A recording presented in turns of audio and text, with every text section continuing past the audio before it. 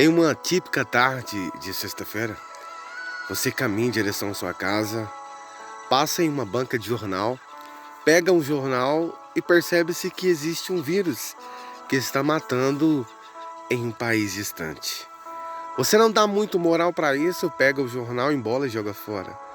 Quando você chega na sua casa, senta na sua poltrona e seu filho, sua filha chega e te abraça, você liga a TV e você vê um noticiário que o vírus está matando não só em um país distante, mas no seu país, no seu estado.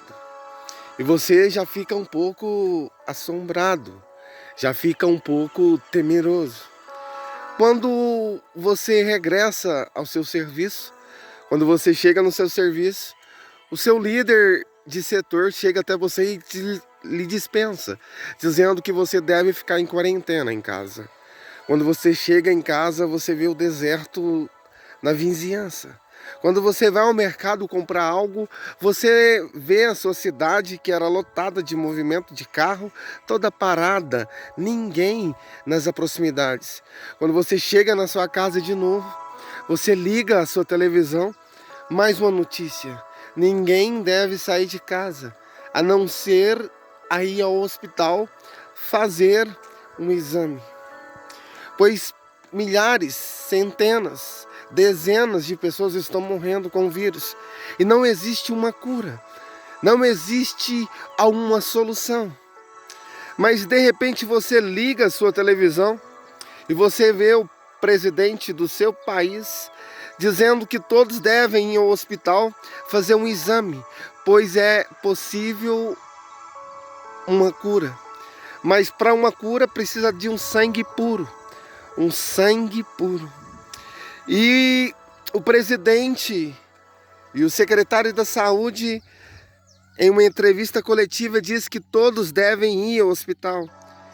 Todos, com exceção de nenhum, todos devem ir ao hospital. Você pega a sua filha, sua esposa e seu filho e regressa até o hospital. Quando você chega ao hospital, tem uma fila imensa lá. Você aguarda a sua hora, o médico te chama, você faz o exame e após de 15 minutos vem uma equipe médica dizendo que seu sangue não é um sangue puro. De repente, chama a sua esposa. Também diz que a sua esposa não tem o sangue puro que eles precisam. E de repente vem e pega a sua filha. E devolvem a sua filha e fala que ela não tem o sangue puro que eles precisam. Centenas, dezenas, milhares de pessoas estão morrendo sem uma solução. Mas de repente pega o seu filho e leva para fazer o exame. E passam-se os minutos. Passam-se a hora, passa 1, 2, 3, 4 horas e nada do seu filho vir. E você já assustado, de repente ansioso, mas a sua esposa e sua filhinha, vem a equipe médica até você. Todos estão sorrindo. Naquele tempo ninguém há de sorrir, pois todos estão apavorados, em pânico, com um tal vírus que está matando centenas, milhares, dezenas de pessoas. O médico regressa até você e diz assim: ei, o seu filho tem a cura que nós precisamos, o seu filho vai salvar a humanidade, o seu filho tem a cura que nós precisamos, e te dá aquele abraço. E você alegre juntamente com sua filha, com sua esposa, e diz assim: graças a Deus tem uma solução. E de repente o médico mais velho chega até você e chama você a uma sala separada. E diz que você precisa assinar alguns contratos, algum termo de autorização.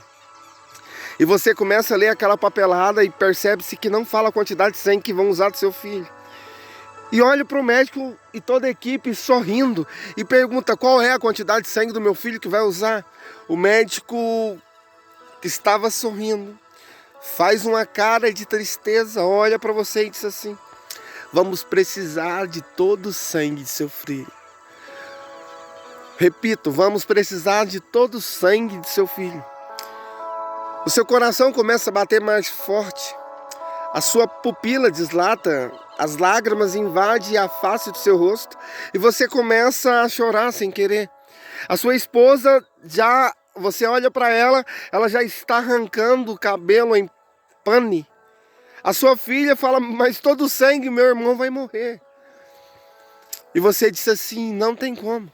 O médico olha para você e diz assim, centenas, dezenas, milhares de pessoas estão morrendo. O seu filho tem a cura que nós precisamos, e aí, vai ajudar ou não? Você, sem perceber o peso da caneta, você assina o contrato. Você assina o termo de autorização. O médico sai com o seu filho no corredor e antes dele sumir, ele olha para você e fala assim, quer dar um último abraço no seu filho? Seu coração destruído, seu coração angustiado, você dá aquele último abraço no seu filho. Aquele último abraço, aquele último instante, sem saber o que fazer. Bem triste. O seu filho olha para você e fala assim, pai, o que está acontecendo? Você olha para o seu filho e fala assim, filho, vai ficar tudo bem. Fica tranquilo, vai ficar tudo bem. De repente, a equipe médica pega o seu filho e some com o seu filho. Passa-se os dias e todos os noticiários estão dizendo para as pessoas irem para o hospital tomar o antivírus para tomar a cura. Milhares de pessoas vão aos hospitais. Passa-se 1 mês, 2 meses, ninguém mais está morrendo. O sangue puro salvou a humanidade. O sangue puro salvou vidas.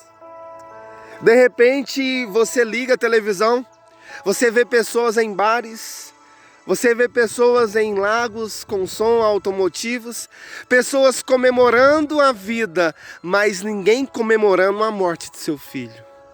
Ninguém comemorando a morte do seu filho que salvou a humanidade.